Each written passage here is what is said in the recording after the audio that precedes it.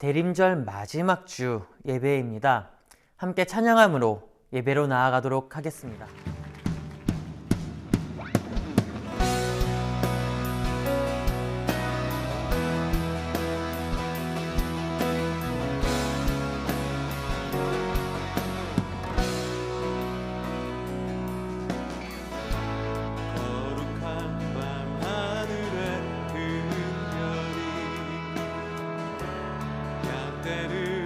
지키던 목자들에게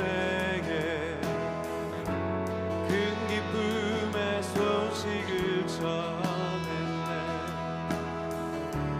온 세상 알도록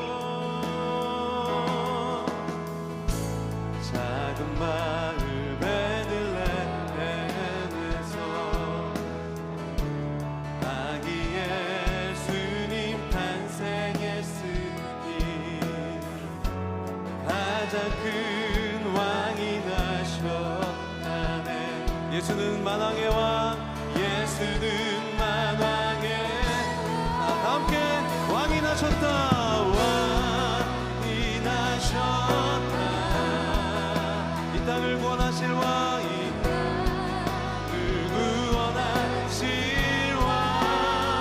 만백성들아 만백성들아 기뻐하라. 우리의 왕이 나셨다.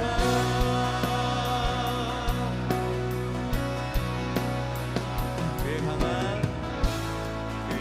강한 능력의 손길이 병든 자 가난한 자들에게 구원의 소망을 주시네. 소망을 주시네. 그분은 평강의 왕, 평강. 자, 우리 함께 큰 소리로 왕이 나셨다. 왕이 나셨다. 자, 우리 선포합니다. 이 땅을 구원하실 왕. 만백성들아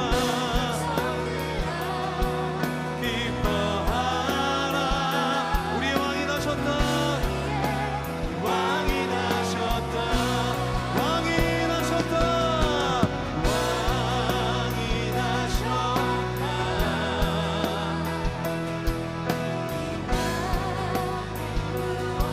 실왕 만백성들아 기뻐하라.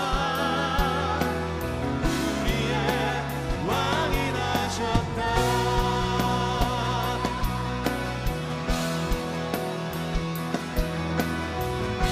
우리 이 땅에 오신 주님께 박수로 영광 돌립니다.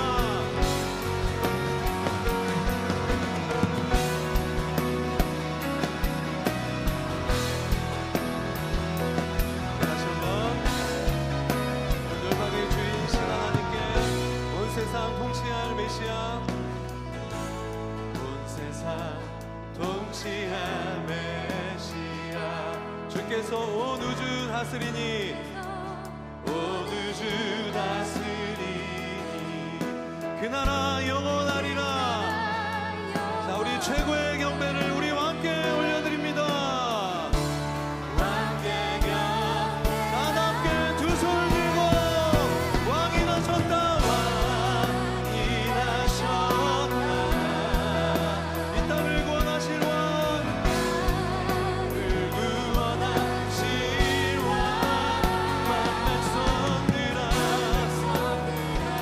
기뻐할지어다. 우리의 왕이 나셨다. 왕이 나셨다.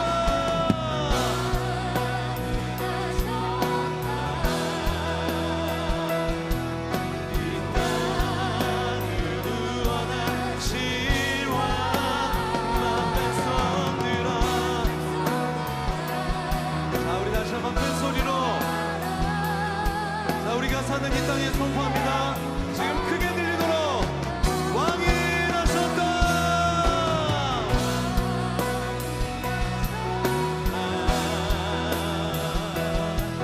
이 땅을 구원하신 만백성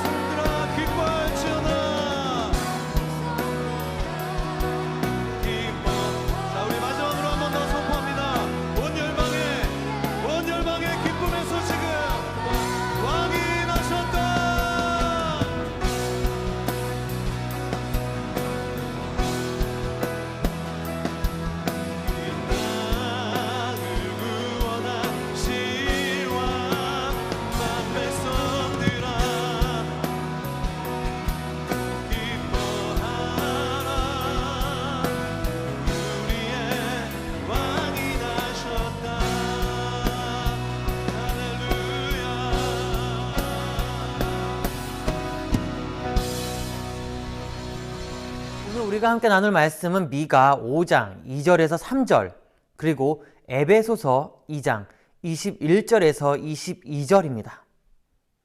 미가 5장 2절에서 3절, 그리고 에베소서 2장 21절에서 22절입니다. 함께 같이 읽겠습니다. 베들레헴 에브라다야, 너는 유다 족속 중에 작을지라도 이스라엘을 다스릴 자가 내게로 나올 것이라. 그는 근본은 상고의 영원에 있느니라. 그러므로 여인이 해산하기까지 그들을 붙여두시겠고 그 후에는 그의 형제 가운데에 남은 자가 이스라엘 자손에게로 돌아오리니 그의 안에서 건물마다 서로 연결하여 주 안에서 성전이 되어가고 너희도 성전 안에서 하나님이 거하실 처소가 되기 위하여 그리스도 예수 안에서 함께 지어져 가느니라. 아멘. 반갑습니다.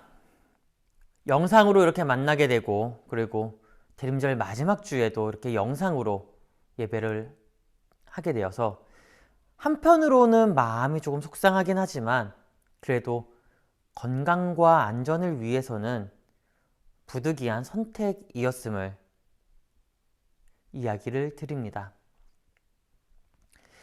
대림절 마지막 주입니다. 구약 성경을 보면 메시아를 상징하는 7가지의 명칭이 있다고 합니다.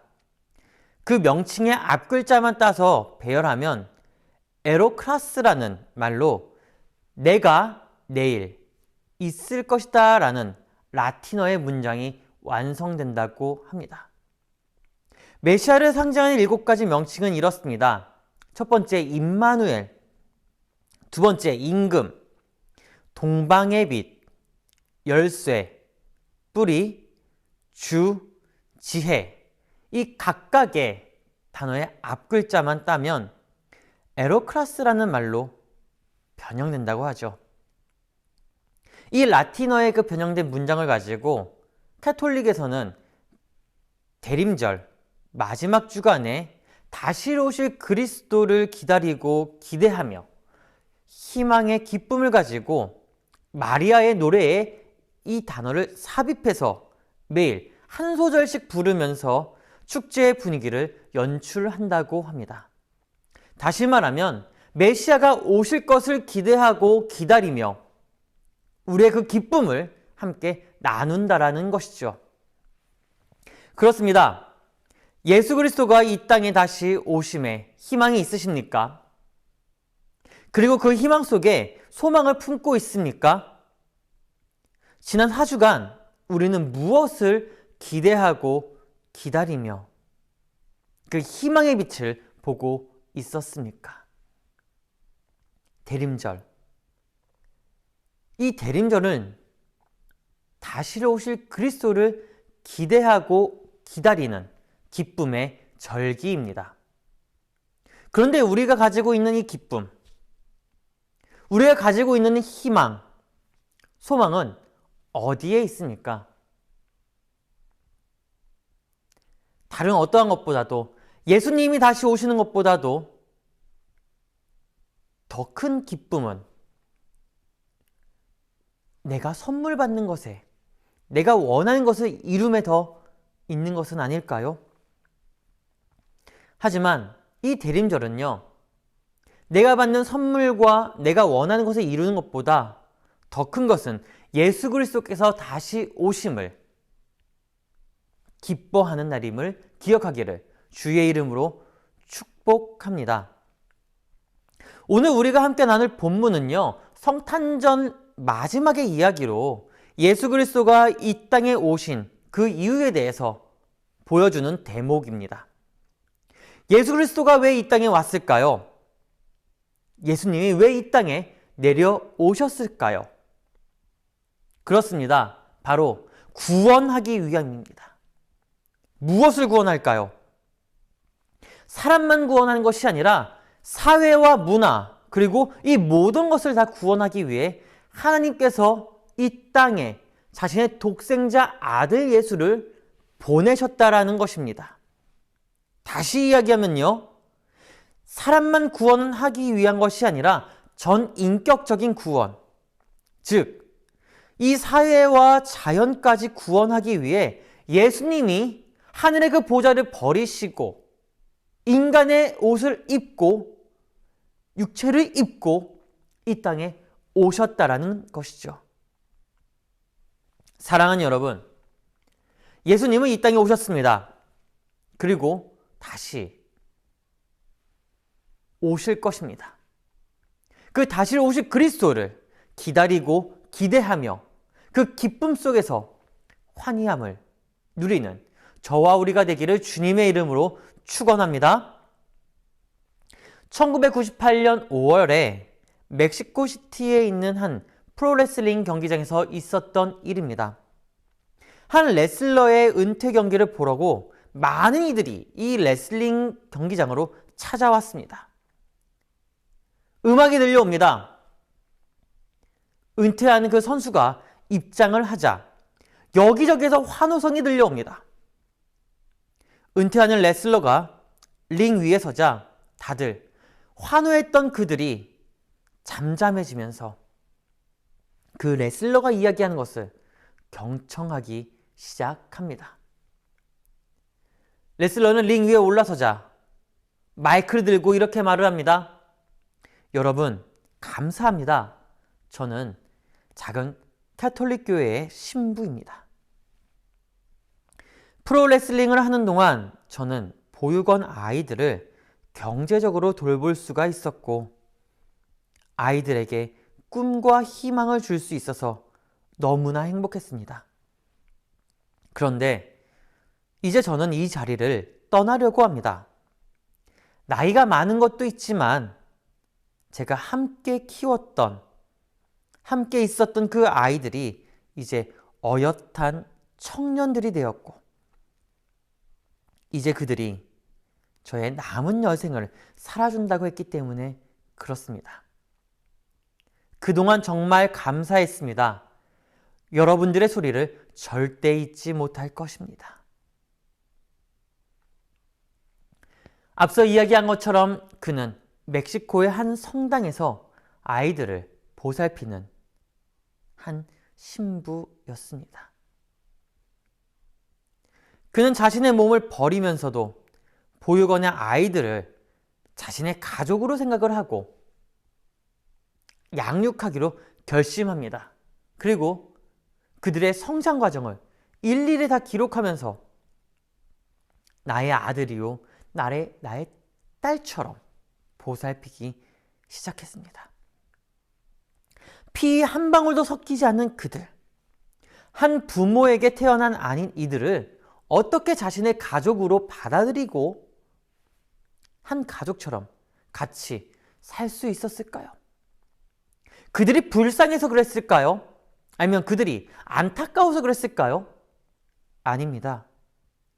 오늘 이 두 본문을 통해서 예수님이 왜 이 땅에 내려왔는지, 하나님이 왜 자신의 독생자 아들을 아낌없이 보내면서 구원을 이루고자 했는지 함께 보도록 하겠습니다.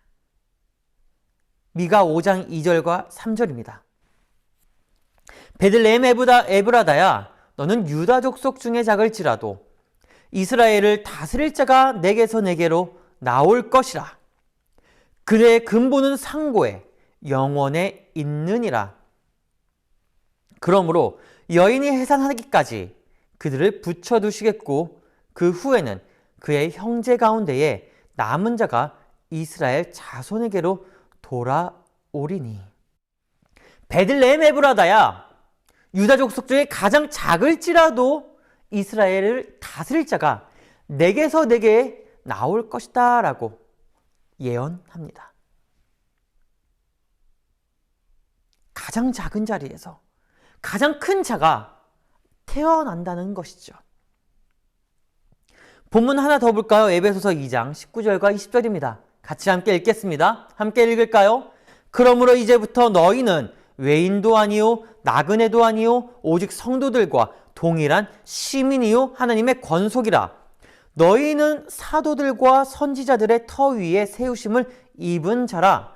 그리스도 예수께서 친히 모퉁이 돌이 되셨느니라. 베들레헴은 가장 작은 시골 마을입니다. 그런데 그 마을의 뜻이 무엇인지 아십니까? 빵집입니다. 우리 주변에 빵집이 많죠. 파리바게트, 뚜레쥬르, 그리고 동네 빵집들. 근데 이 예전부터 빵이라는 건요, 가장 가난한 이들이 먹었던 주식이었습니다. 그런데 우리는 지금 빵을 참 좋아하죠. 이 가난한 작은 시골 마을에서 예수가 탄생합니다. 그리스도의 탄생이 아니었다면 그 어느 누구도 베들레헴이 있었다는 것을 알지 못했을 것입니다. 왜냐하면 그곳은 가장 작고 작은 시골 마을이기 때문에 그렇습니다. 그러나 하나님은요, 그곳을 통해 예수의 탄생을 알렸고 가장 작은 곳에서 가장 큰 자가 태어남으로 변화가 있을 것임을 오늘의 본문과 말씀을 통하여서 보여주고 있습니다. 로니 벨랑거의 하나님께 쓰임받은 리더들이 밝히는 하늘의 성공 원리라는 그 책의 내용을 보면 이렇게 이야기를 하고 있습니다. 하나님의 쓰임은 세상에서 큰 도시와 큰 가문에서 태어난 사람이 아니라 가장 작은 곳에서 일어서고자 하는 사람을 택하시고 그를 통해서 영혼을 이루신다. 뭐라고요? 큰 가문과 큰 도시에서 태어난 사람이 아니라 가장 작은 자리에서 태어난 그들을 택하셔서 그들을 영혼에 이어 세워 나가신다라는 것입니다. 그렇습니다. 하나님은 자신의 영혼을 이루기 위해, 자신의 꿈을 이루기 위해서 지금 우리 눈에 가장 크게 보이는 사람을 택하는 것이 아니라 가장 낮은 자리에서 묵묵하게 있는 마치 뿌리 깊은 나무처럼 우직한 사람을 택하여서 사용하신다라는 것이죠. 예수 그리스도가 그러했습니다. 가장 낮은 자리에서 태어났고 자신의 마음을 다 내어놓고 받고 나누며 그들을 감싸 안아주며 위로했다라는 것입니다. 지금 이 시기가 우리에게 가장 필요한 것은 위로의 시기입니다. 그리스도의 위로가 필요합니다. 그리스도의 마음이 필요합니다. 그리고 그리스도의 이야기, 말씀이 필요합니다.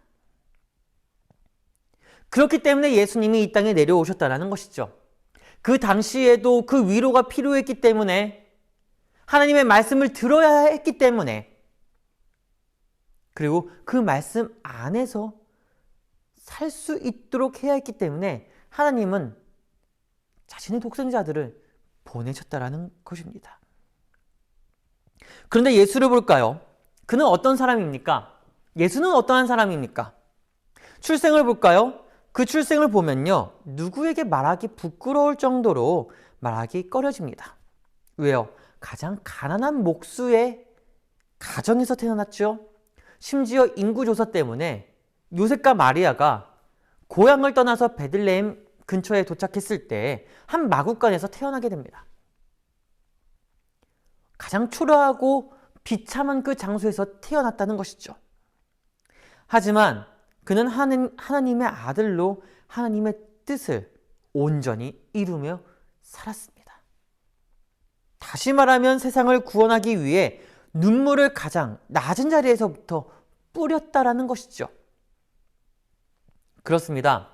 예수는 이 땅에 와서 모든 이들을 자신 곁으로 부를 때에 그들을 하나님의 사람들, 하나님의 백성이다라고 했습니다.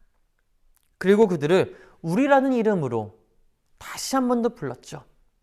우리가, 우리에게, 우리로부터, 즉 우리 모두는 하나님이 택한 사람들이고 하나님의 뜻 가운데서 살아가야 할 거룩한 백성이라는 것을 예수 그리스도를 통해서 보여주고 있는 것입니다. 그렇습니다. 이 땅에서 살아가는 모든 이들은 하나님의 사람들이며 하나님의 교회이며 하나님의 백성입니다. 그리고 이들 모두는 하나님이 꿈꾸고 있는 사람들입니다. 그 꿈을 이루기 위해 하나님은 자신의 아들을 하늘의 그 보좌에서 내려 앉히셔서 이 땅으로 보냈고, 그를 통하여서 십자가를 등에 지고 구원을 이루게 하신 것입니다. 그리고 우리라는 이름으로 하나가 되게 만드신 것이죠. 그런데요, 우리는 어떻습니까? 나. 여러분들은 사람을 볼 때 무엇을 가장 먼저 보십니까? 좀 더 친해지면 무엇을 묻습니까? 어디 살아? 엄마 아빠 직업은 뭐야? 나는 뭐 하고 있는데? 난 어느 학원 다니고 있는데? 살고 있는 집의 크기로, 부모의 직업으로, 학식의 높고 낮음으로, 때로는 출신 학교로, 때로는 태어난 지역으로 나눠서 얘기합니다. 서울대, 고대, 연대, 서강대, 이대, 서울 1, 2호선 안에 있는 학교 나오면 최고라고 얘기를 하고, 그렇지 않으면 무시해버리는 그러한 사회.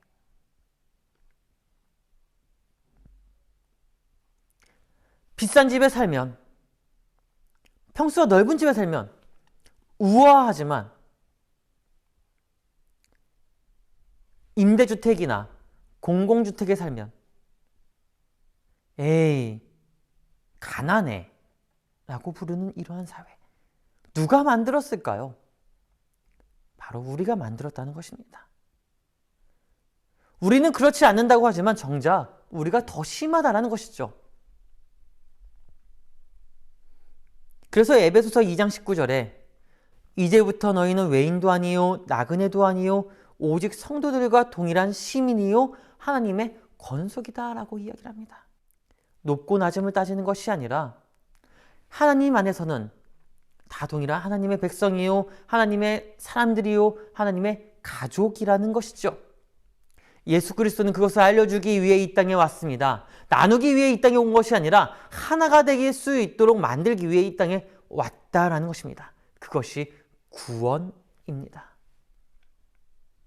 그래서 우리는 하나님 나라의 동일한 시민이라는 것을 기억해야 합니다.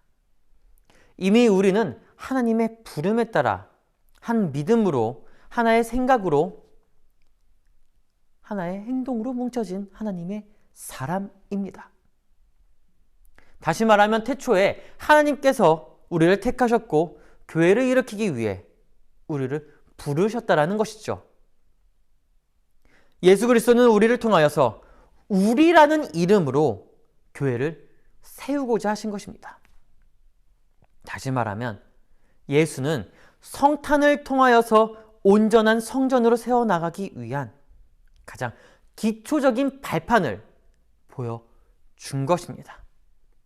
그래서 에베소서 2장 21절에 이렇게 이야기를 하고 있죠. 그의 안에서 건물마다 서로 연결하여 주 안에서 성전이 되어가고, 뭐라고요? 성전이 되어간다. 근데 그 앞에 이렇게 이야기합니다. 서로 연결하여. 어떻게요? 서로 연결해서 주 안에서 서로 성전이 되어간다.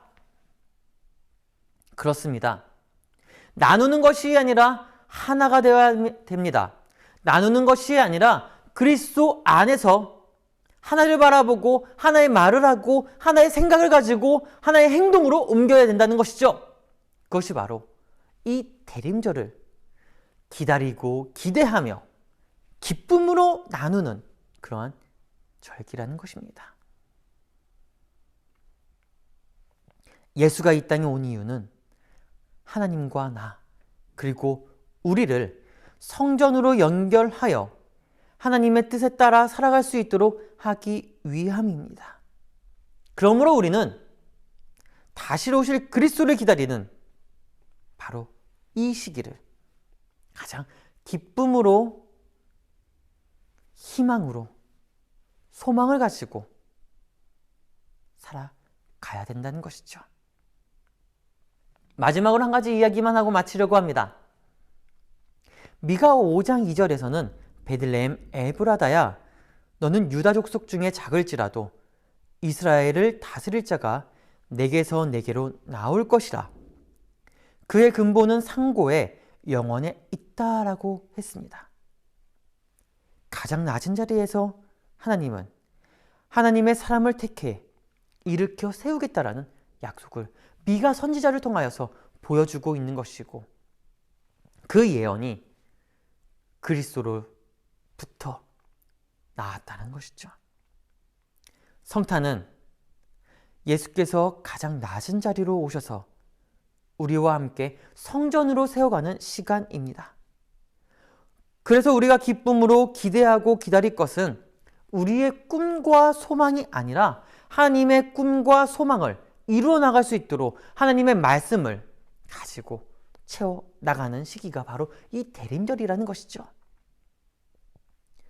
우리가 함께 한 교회에서 대림절의 기쁨을 맞이하는 것 어렵지만, 서로가 있는 그 자리에서 아름다운 대림절을 맞이하고 또한 마무리하며 성탄의 기쁨을 누리기를 주의 이름으로 축원합니다. 기도하겠습니다.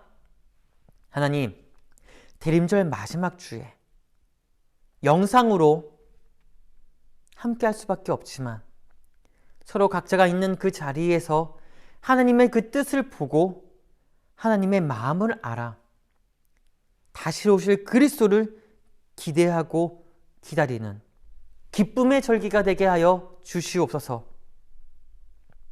다시 만나는 그날까지 건강을 잃지 않게 하시고 하나님의 의로운 손으로 지켜주시어서 언제나 있는 그 자리에서 하나님의 복음을 들고 살아가는 꿈이 자라는 땅 친구들이 되게 하여 주시옵소서. 감사하며 예수님의 이름으로 기도드립니다. 아멘. 이제는 우리를 구원하신 예수 그리스도의 은혜와 독생자 아들을 아낌없이 내어준 하나님의 사랑하심과 성령의 교통하심이 성탄을 맞이하며 다시 오실 그리스도를 기대하고 기다리는 이 기쁨의 절기에 하나님의 사람으로 택함받은 하나님의 사람들의 머리 위에, 그의 가정 위에 이제부터 영원까지 함께 하시기를 간절히 축원하옵나이다. 아멘.